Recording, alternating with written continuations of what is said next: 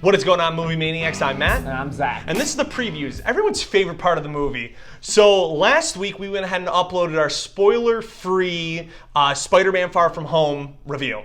Okay, so now, hopefully you guys have seen the movie before, and we're really made a lot of money. Made a hell of a lot of money, went over projections, and we just wanted to go ahead and just dive deep into the film and talk about what we liked about it, what we didn't like about it. So this is our last warning for this review. This is a spoiler-filled review. If you haven't seen it and you don't want to know what's going on, we don't want to see a comment being, oh guys, you guys didn't say it was spoiler free. Like, no, it's spoiler filled, okay? Filled, damn it. Exactly, filled. So Zach, spoil it for us. I mean, just like I said in my last review, it was just a very standard superhero movie. And they try to add a few twists and turns, like setting up Mysterio as a good guy, but if you know anything about just Spider-Man in general, you know that Mysterio is a villain. Yeah. So that was half of the movie because they're trying to build him up as a good guy, but I knew the entire way he was going to be a bad guy. And nothing against Jake Gyllenhaal. I thought Jake Gyllenhaal did a good job. Yeah, Jake Gyllenhaal did great. Yeah. And for Mysterio, like, he's kind of a, goofy superhero. And he's really tough to do in a comic book movie, but I thought they did a good job. Yeah, and I think Jake Gyllenhaal does a great job of having the ability to play a very charming good guy, but also a very menacing bad guy. Yeah. Like, when Jake Gyllenhaal is pissed, oh, I feel it. When he's sitting there screaming. Yeah, when his eyes bulge out of his head, you're like, woo, he ain't doing so good. But he played a good job of playing the charming good guy, too. Exactly. But before we even get to Mysterio, I like how Spider-Man Far From Home is really set up, right? I like how it takes place immediately after Avengers Endgame. So if you haven't seen Endgame, I'm just letting you know right now, I'm sure everybody at this point has seen Endgame. Them explaining how now when they come back, it's called the blip. I thought that was really funny that we were learning it from high school kids. Yeah, I did like that. And I like how they explained the age gap, right? Like, yeah, these people are really, 18 years old, but, now they're considered 21, but they're blipped, so it doesn't really count. I thought that was really funny and how they introduced that and really, brought us back up to speed, I guess, if you will, of, how the world reacted to everyone just randomly showing back up. With it being set up that way, that was the start of this movie being set up as a high school drama. Probably some of the younger audience could connect with it, relate to it, but it was just getting a little old for me. You're finally getting to the superhero stuff, but you always find your way to make back into this high school stuff. The biggest issue that I had with Spider-Man Far From Home is the pacing. I felt that, and this is what I'm really getting scared of, right? Because a lot of movies are starting to do this now, and I don't like it. Where Avengers Endgame, it was a slow burn, and then a huge payoff, right? Spider-Man Far From Home is a slow burn, and payoff. You didn't like the last scene? No, I thought the last scene was cool. We'll get to it. But I didn't think it was and I don't expect anything to be as impactful as Thanos, versus Alcohol. Right now. Exactly, we'll see where it goes. We'll see where 15 plus movies. Hey, there's going to be so many. Tom Holland said, "I'll do 8 more Spider-Man movies." I'm like, okay, let's slow down real quick, okay? But I really felt that there wasn't the biggest payoff that I guess I was hoping for. And leading up to this movie, everyone was like, "Oh my God, you gotta stay away from spoilers." I really felt like I knew the spoilers were coming, except the one end credits scene. And we'll get to that too. We'll get to that. So, obviously being introduced again to Happy and Aunt May, and they had a relationship, with each other. I thought that was kind of fun. I mean, it was funny. Anything Jon Favreau's in, I'm sold. Yeah, right? Jon Favreau's great. Don't get me wrong, but but like that. So not only are they having these high school drama, but they're also having this adult drama. Love drama. And I was like, you couldn't get away from it. I just couldn't get away from it. I think some of that stuff's funny. I just thought the way they paced it out was just it was way too much for me. But what's your favorite part about this movie? I definitely thought my favorite part was how they introduced Mysterio to be Mysterio. The reason I say that is because I mentioned it earlier. there are some characters that can translate to film, and some characters that cannot in terms of comic books, right? Mysterio is one of them that I was like, this is gonna be terrible. Like, there is no way you can introduce him being this magician. Like, don't get me wrong, like, I know Doctor Strange is kind of like the same thing, but I don't know for some reason when it comes to villains, if they're all goofy and like stupid and like, oh, I'm a magician. Like, I think that's dumb, right? Because that's what Mysterio is.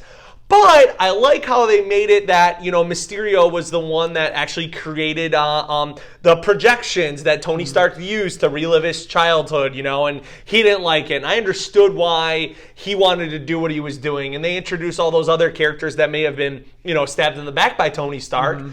I liked that. Because I knew, again, he was going to be the villain. Yeah, we all did. But I did like the way he became a villain, knowing that he had this technology that Stark Industry bought the patent of, and stuff like that. And I did like that. Like, that was a way to understand where Jake Gyllenhaal was coming from. Yeah, because he got screwed by Tony, and that's what I hope in Spider-Man, Farther From Home, the third one, they don't use another guy that got screwed over by Stark Industries. I'd say my biggest, the thing I liked the most about it was definitely the last fight scene. It was cool. I thought it was awesome because I was kind of scared.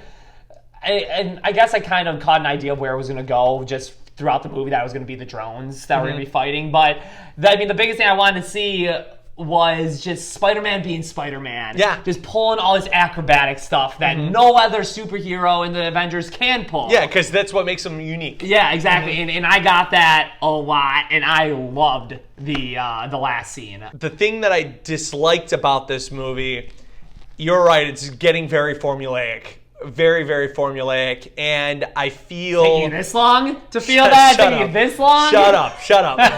And I know going into these movies, it's always going to be good guy versus bad guy, good guy wins, right? And there are one-offs like Infinity War where bad guys win, or, Dark Knight where, technically the Joker won. I feel like Logan. Logan was another good example. Yeah, coming off the hangover that, Avengers Endgame really left us, I really wish they would just give us kind of a long pause, give us a year. I know they'll never do it. You're right. It did come so quickly. I know they'll never do it. Like, if this movie came out around, I know this would mess up with Star Wars, but if it came out like December, it would have been perfect. Money talks. The movie, so it doesn't matter when it comes out. Money talks, and the mouse can always find a way to get in your pocket. What did you not like about it? It's again just same formula. It's just because on paper, visually, acting, everything top notch is top notch, but I'm just getting sick of it. I am really getting sick of it, especially because then we're gonna add a little twist of maybe this bad guy was portrayed as a good guy, but I knew he was gonna be a bad guy in the end. And so them trying to sugarcoat that just didn't work for me. For the average moviegoer, it might have tricked them. Like, oh, are you kidding me? Because I was even sitting next to Dad. He's like, oh, Mysterio came out of the bad guy. I'm like, well, no shit. Yeah, that's why you felt like you were okay to go to the bathroom. Yeah. The thing I was not expecting was when you saw Jake Gyllenhaal on the ground. Yep. On the ground, like just begging for his life or whatever he was saying, and then just Spider-Man just catching that gun off camera. I thought that was great. That was really cool too, because it had everybody in the theater fooled. Once you heard that gunshot, you're like, where'd that come from? And you're like, oh my god. But one thing that both of us did not see coming, the end credit scene. I saw it vaguely. You did not see it vaguely. I did. I had a gut feeling when there was Spider-Man flying through the city, and I saw that screen come up. I had a gut feeling. I was like, oh, if Jonah Jameson is on there, I'd be so happy. Yeah, but then he didn't, and then the Daily Bugle popped up. Daily Bugle popped up. Like, oh, if he comes on, then that'd be awesome. He popped up. Like, there he is. Oh my god! There he is. Like, I love that they introduced J. Jonah Jameson. I did not expect it to still be J.K. Simmons. Like, I did not. I didn't see it at all. He just did such a good job. Is that even if you look at the comics, you cannot help but see J.K. Simmons. No, you can't. And it's cool too that he's still open to do it, because I feel like he has a lot of fun with that character. Granted, I don't know if they threw a bunch of money at him to tell him he had to do it. He could. He's an Oscar winner now. Yeah, but he's just. so good on that in that role, and he is so funny, and just the couple sentences he had in this movie were absolutely hilarious. Yeah. You know, where he's praising Mysterio, calling him the best superhero of all time, and then saying that Spider-Man's a menace. Like, that was hilarious. I will tell you this. I'm already calling it right now. Spider-Man, the third one, is going to be called Spider-Man Senior Year. Calling it right now. Calling it. Wouldn't doubt it. Shoot your shot, right? Shoot your shot. Overall, I think there's a lot of fun to be had with this movie. I gave it 3.5 Voltrons out of 5, but regardless, you're going to see it anyway, so I don't even know why we make these reviews. Yeah, I gave it a 3 dual headphone jacks out of 5. But that's our spoiler review of, I almost said Avengers Endgame, Spider-Man Far From Home. So if you haven't already, go ahead, Movie Maniacs, hit that subscribe button, give us a thumbs up, hit that bell icon so you get notified of every single review we upload, and we'll see you next time on The Previews.